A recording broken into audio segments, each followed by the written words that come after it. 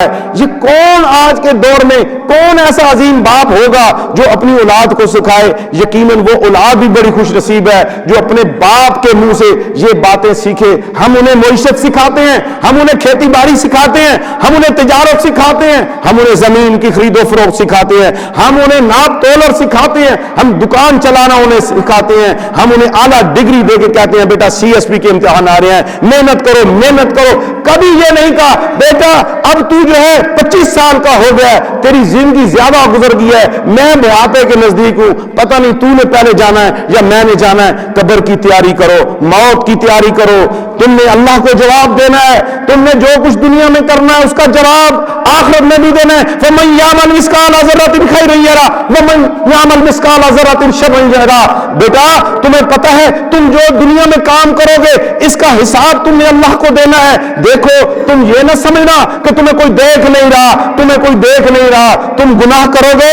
اللہ تمہیں دیکھے گا، اللہ تو دیکھے گا، اللہ کی بنائی ہوئی چیزیں بھی تمہیں دیکھیں گی اور قیامت والے دن تمہارے اوپر گواہی بھیج دیں گی، تمہارے اوپر گواہی دیں گی۔ یوم ازن تو حدث و اخبارہا۔ بیٹا ڈرنا، زمین سے ڈرنا، دیواروں سے ڈرنا، پلر سے ڈرنا، اپنے گھر کے دروازوں سے ڈرنا، تنہائی میں ڈرنا، کیونکہ یہ چیزیں بھی قرآن کہہ رہا ہے قیامت والے دن گواہی دیں گی۔ بیٹا گناہ کرتے ہوئے اس زمین سے ڈرنا جس زمین پہ تم گناہ کر رہے ہو، اس نے تمہارے خلاف اللہ کی بارگاہ میں پیش ہونا ہے۔